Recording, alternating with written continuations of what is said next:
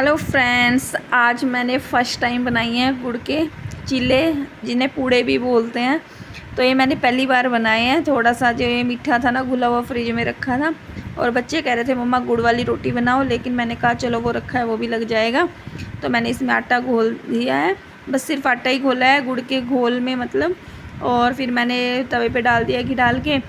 तो मुझे डालते ही लग गया था कि तो हलवे की शेप उस तरह हलवे के टाइप का हो गया।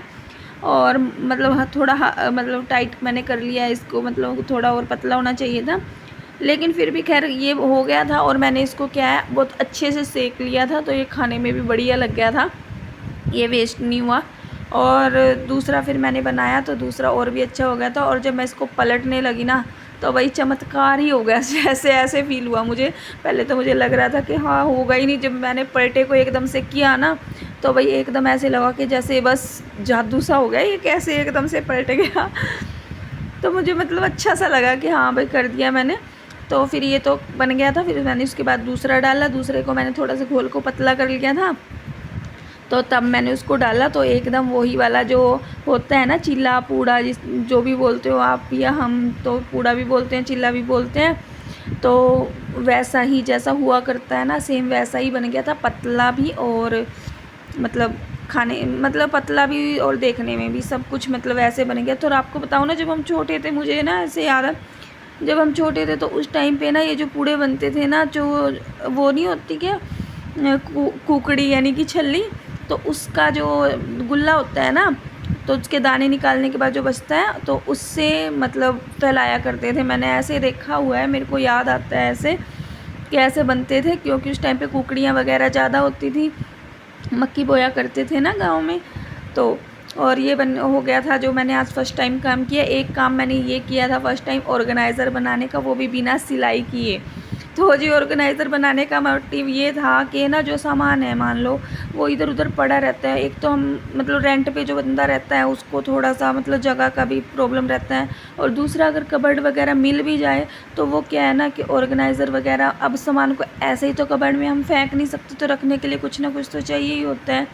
और मेरे पास जो है ना ऑर्गेनाइज़र वगैरह है नहीं है इतने, सही बताऊँ तो इस वजह से ना, तो फिर मेरे पास अब सामान होता है ज़्यादा सामान। क्यों है? क्योंकि बच्चों की चुटर पुटर काफ़ी ज़्यादा हो जाती है, और उसके लिए भी चाहिए। उसके लिए मैं खुद सिल के सोच रही हूँ बनाऊँगी ऑर्गेनाइज़र।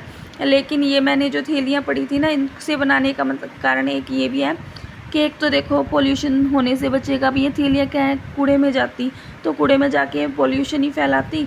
और अब मैंने इनसे ऑर्गेनाइज़र बना दिए, अब इनमें कुछ ये यूज़फुल भी हो जाएंगी और थोड़ा सा पर्यावरण भी सही रहेगा, तो दो काम हो जाएंगे हमारे। तो बस इसी सोच के साथ मैंने इसको बनाया है कि भाई इस तरीके से मैं करूं। और ये जो मैंने गत्ता लगा रही है, मेरे बच्चों की मतलब पुरानी जो आर्ट बुक थी ना, उसका थोड़ा हार्ड सा पेज था, और गत्ते वगैरह मेरे पास इतने ज़्यादा होते नहीं हैं। नहीं तो जो साइडें हैं ना, मैं साइडों में अभी अगर एक एक गत्ते को अंदर की तरफ कर देती ना, तो एकदम स्टफ़ से हो जाती है। लेकिन खैर कोई बात नहीं, क्योंकि नीचे लगने के कारण भी ये खड़े खड़े ही हैं, और इसके अंदर फिर मैं सामान डाल दूँगी तो वो भी उसके कारण भी ये अच्छे से मतलब स्टफ़ हो जाएंगे, खड़ा खड़ा रहेगा ये।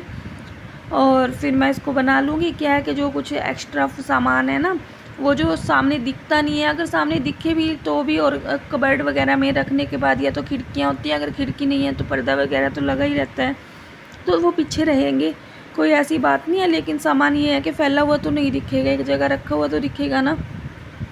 तो बस यही सोच के बना दिया। अब इसके अंदर मैं जो सामान है वो डाल दूँगी। और ये है एक डिब्बा, ऐसे ही मतलब पड़ा था, मैंने एक आंटी वैसे लिया था, तो इसको भी मैं एक ऑर्गेनाइज़र बनाऊंगी। और इसके मैंने ऊपर से तो ये काट दिए, तो इसमें मैं कपड़ा लगाऊंगी। और आज जो मैं ऑर्गेनाइज़र बना के दिखा रही हूँ ना आपको, ये बिना सिलाई के ही बना रही हूँ। इसके बाद भी मैंने ये जो दो पन्नी से बनाए हैं ना, जैसे थैली आ जाती है आटे की होती हैं, या दाल वगैरह में चावलों में आ जाती हैं, तो उससे भी आप बना सकते हो। और मैंने और भी 2-3 बनाई थी, लेकिन वो मैं ना वीडियो शूट नहीं कर पाई। यही है ना कि बच्चे फ़ोन तो देते नहीं हैं, तो कभी दे देते हैं तो हो जाता है काम। तो ये जो मैंने इसमें डनलप रखी है, मैं ना यहाँ पे तो महंगी मिलती है, मैं यूपी गई थी तब वहाँ से लेके आई थी, तो मेरे पास काफ़ी थी। मैं कहीं कहीं जब कटिंग करती हूँ तो 3-4 सलवारों की कटिंग करके रख लेती हूँ, बाकी फिर मैं रख देती हूँ, या तो इसको बांध के रखना पड़ता है, वरना ये खुल जाती है तो ज़्यादा फैल जाती है। अब इसमें रखी रहेगी तो एक जगह जम सी के रहेगी। तो बस यही सोच के फिर मैंने इसके अंदर ये डाल दिया। और ये भी एक जो बुकरम होती है ना, वो है, ये काफ़ी पुरानी, जब हमारी दुकान थी ना तो उस टाइम की पड़ी थी। जब हम गाँव में गए तो मेरी जो ननंद है उन्होंने मुझे दे दी। तो इससे मैं मोरी वगैरह में तो लगाती नहीं हूँ, लेकिन हाँ कुछ पैटर्न वगैरह बनाना हो तो कभी कभार यूज़ कर लेती हूँ। मैंने इसको फेंका नहीं है, रख रखा है संभाल के। और ये फोम शीट वगैरह सूटों में निकलती है ना, ये भी काम आती ही रहती हैं, तो उस वजह से फिर इनको भी मैंने संभाल के रखा हुआ है। ये देखो कैसे एकदम खड़ा खड़ा हो ही गया है ना, कोई ऐसी दिक्कत नहीं है इसमें। और उसमें भी मैं ऐसे ही कुछ सामान रख दूँगी जो मेरे को थोड़ा थोड़ा सा कभी कभी यूज़ होता है, क्योंकि जो है ये इलास्टिक वगैरह ना, तो रोज़ रोज़ तो ये प्लाज़ो वगैरह आते नहीं है ना, सलवारें ही ज़्यादा सिल होती हैं, तो इस वजह से जब ज़रूरत होगी तो मैं निकाल लूँगी। रखा रहेगा आगे ही ये सामान, लेकिन ये है कि एक ऑर्गेनाइज वे में रखा रहेगा, बस ये है ज़्यादा तो।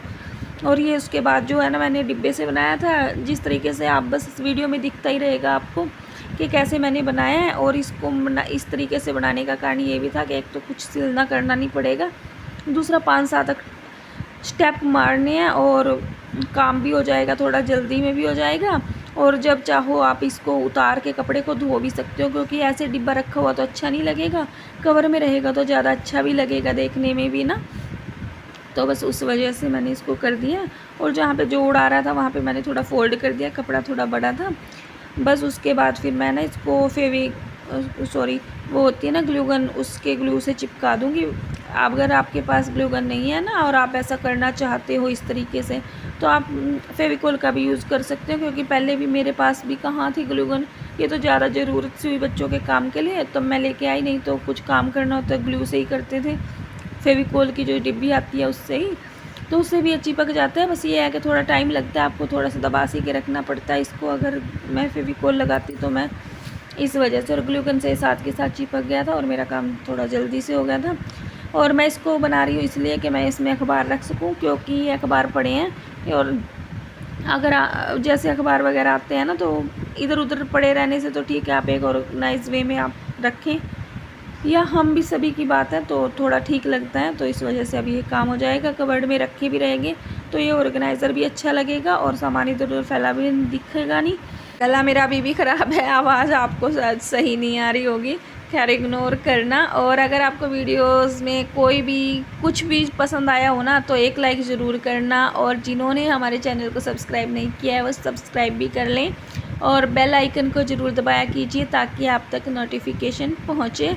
और अच्छे अच्छे कमेंट भी कीजिए ताकि थोड़ा सा मोटिवेट हो सकें, क्योंकि थोड़े थोड़े दिन में वीडियोस वगैरह चलती नहीं ना, तो ये होता है कि बस छोड़ दो इस काम को। लेकिन ये है कि मैं जब जिस टाइम तक के लिए मैंने अपना टाइम ले रखा है ना, इस टाइम तक तो करना ही करना है, तो उस टाइम तक तो मैं ज़रूर ही करूँगी, चाहे चले या ना चले। लेकिन फिर भी प्लीज़ सपोर्ट कीजिए, हमारी वीडियोज़ को लाइक ज़रूर कीजिए, चैनल को सब्सक्राइब कीजिए जिन्होंने नहीं किया है, और अच्छे अच्छे प्यारे प्यारे कमेंट ज़रूर किया कीजिए, क्योंकि कमेंट पढ़ के बहुत खुशी सी मिलती है, जो अच्छे अच्छे कमेंट आते हैं।